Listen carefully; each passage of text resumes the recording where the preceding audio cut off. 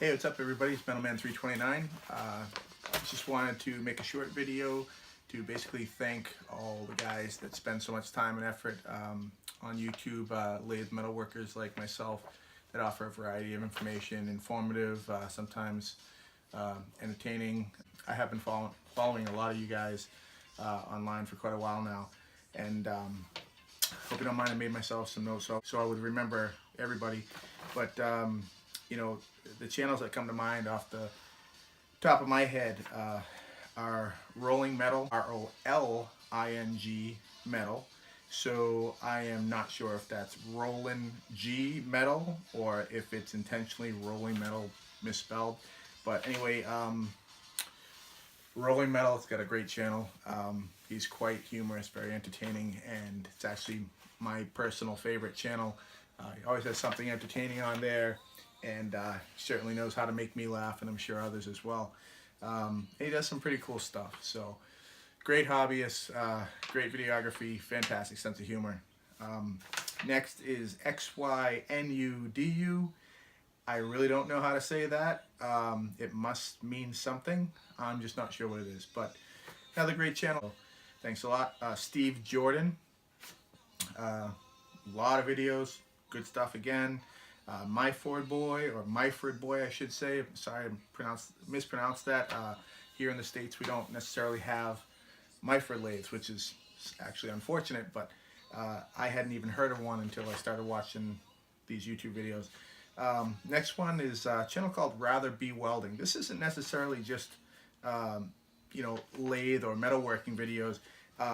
This is actually a young guy that does a lot of small engine projects, and I do a lot of small engine projects myself, so I really like his channel. But it was interesting to me that he actually made himself a complete homemade lathe, and you know, went about it his own way, and give him a lot of credit there. He does a lot of work with it, and I give him a lot of credit. So another great channel. I really enjoy watching that.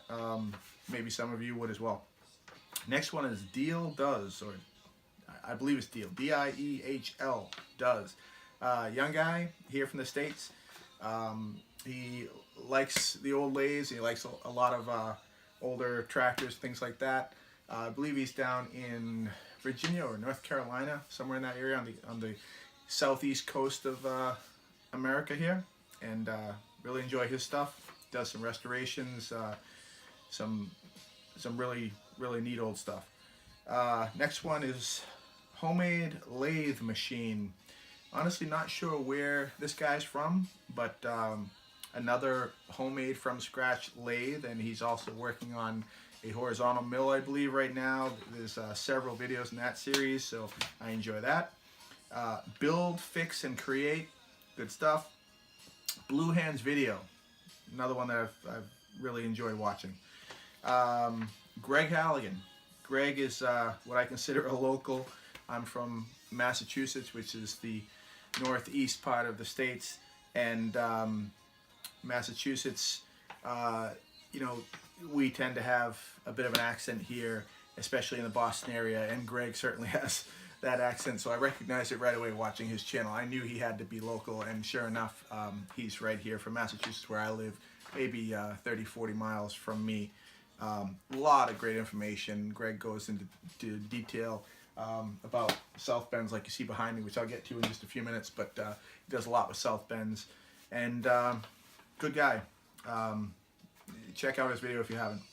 And of course, who could forget 12-year veteran or YouTube veteran, Tubal Cain. Tubal Cain, Mr. Pete, Mr. Peterson, Lyle, and I'm sure I'm forgetting a whole bunch of other names he goes by, but everyone's seen his videos. He's probably the biggest home hobby shop machine guy on YouTube, and interesting guy. A school shop teacher, retired, I guess, and he has a lot of valuable information on his videos as well, and he's fairly entertaining, so thank him for all his efforts. He has a lot of videos on YouTube, so again, I'm sure you've all seen him. Yeah, so one of the things that I think is really cool though is, you know, until the age of the internet, any hobbies, no matter what we were into, whether it be small engines or lathes or what have you, we're pretty much on our own. We did our own things, and we maybe got magazine subscriptions to find out some information. We may be involved in some local clubs anywhere that was within driving distance, usually, fairly local, fairly small clubs. But who would have ever thought that one day we could basically hang out with, guys from the other side of the world on a daily basis? I mean, I don't know. I think that is just pretty cool. It's amazing. So I also enjoy the fact that these people from all over the world, have various accents. They have various landscapes and all kinds of things that I'm interested in seeing and hearing about. And it's interesting to see the materials and the equipment and the brand names and the tools and all that people use in various areas of the world aside from here. A lot of times I see things for the first time watching these YouTube videos. As I said, Myford lathes, I had never heard of them. And, guys that I follow here, I see people from various parts of the world, Netherlands, England, Great Britain, Australia, Vietnam, Japan, and of course here, United States, and a lot of different states here within the United States. Is Tupelcane, I believe, is from Ohio, as I mentioned earlier, Virginia, North Carolina, Texas, even here in Massachusetts.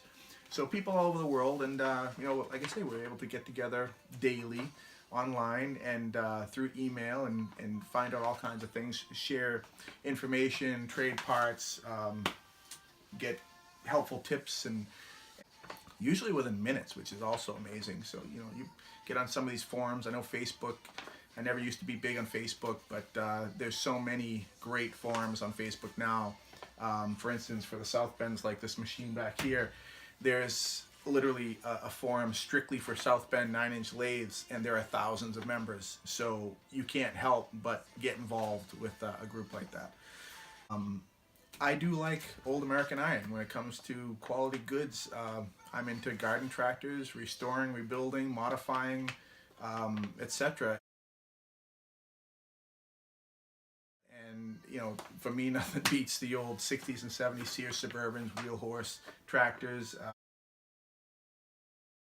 And again, South Bend lathes, Logan lathes, all that kind of thing. So that's what I grew up with, and that's what I know. But having said that, I got to tell you, I am quite a bit jealous sometimes when I watch some of these videos and see some things that you guys have and some products you have available to you that I don't necessarily have.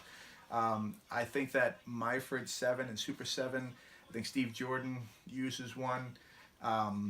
That's a nice little machine. I'd love to see one, but I don't think they were ever offered here in the States. Maybe they were, but if they were, they're few and far between, and I've never seen one. I cruise the classifieds quite regularly. I've had a lot of different lathes. I've had Atlas Craftsman, Logan, South Bend. I had a Chinese lathe that I bought in 2008. Had it for about 10 years. Just recently sold it. Had a 9x20. And I think I was watching XYNUDU, and he has a 10-inch Chinese lathe that was a bit more featureful than my 9x20 Asian lathe that I had. One of the things I didn't like is it did not have a power crossfeed, which I do have here on the South Bend. And I recently acquired this, and I sold that Asian lathe, and this 1965 South Bend that you see behind me is pretty much going to be my primary go-to machine. It's got a nice brand new 6-inch 3-jaw chuck on there. I've got a 4-jaw chuck for it. I've got the knockoff Aloris tool post and holder set. It's got a nice Jacobs chuck on it. Power longitudinal feed, power cross feed. Got the original South Bend threading dial on it. Quick change gearbox.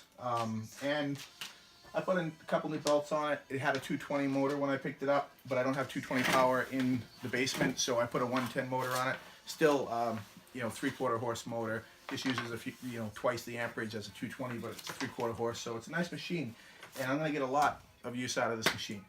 But I've had a lot of lathes, and most of them were American made.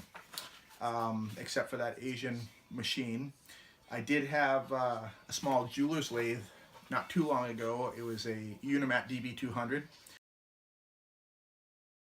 and you know, that was something I picked up very cheap, and I know that the guys that like those little jeweler's lathes really like them. I stumbled on it by accident. I couldn't pass it up. I paid $50 for the thing, and I sold it on eBay, and the person that bought it from me was quite pleased. It was immaculate, beautiful condition.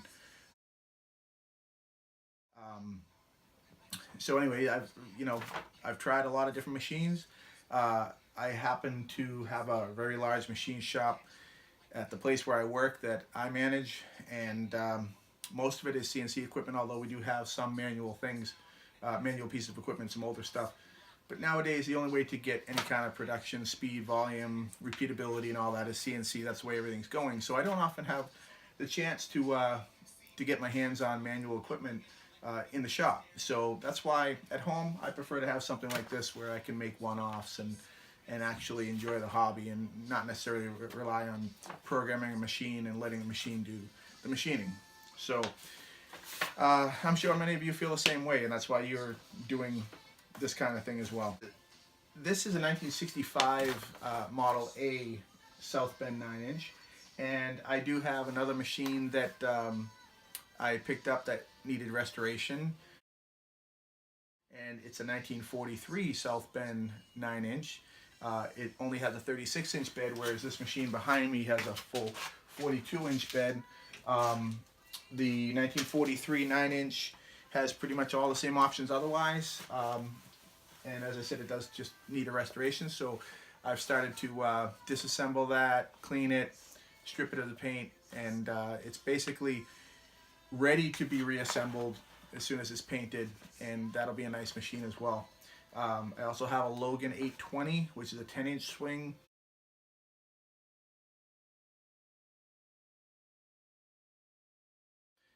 Machine that needs a restoration, and I haven't done anything with that. I just bought it because it came up at a good price, and that'll be a project for another day. So those are the three machines that I have on hand at this point that I'll be working with. And another thing I found out that I never knew was that in Australia, I guess there is a company called Hercus that basically made a clone of the South Bend, which is much the same in most every respect.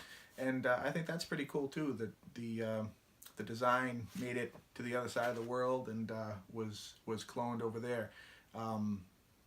I'd actually like to get my hands on one of those one day and really compare it side by side with a genuine South Bend and see how they are. But from what I understand, great machines as well.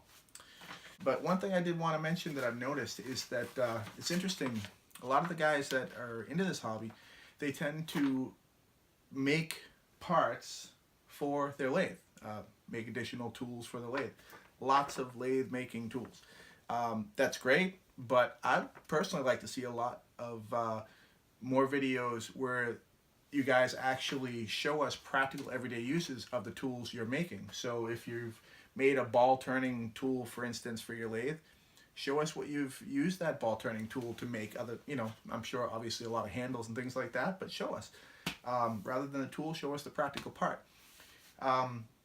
Personally, being into the garden tractors and that, I will use my machine for a lot of practical everyday parts that I need, spindles, bushing, spacers, shafts, all that kind of thing.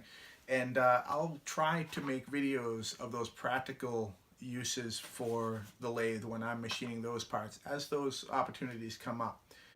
Anyway, just a request more than a tip, I guess, for you guys out there of what some of the viewers might like to see is practical uses for your machine. So anyway, guys, thanks so much for listening to me babble. And there's probably a lot of other things I'd like to say, but this video is already getting too long. It was supposed to be short. But lastly, I just want to say, thanks to all that contribute to this expensive yet fun hobby, and keep up the great work. Keep the videos coming, and rolling metal, keep us laughing.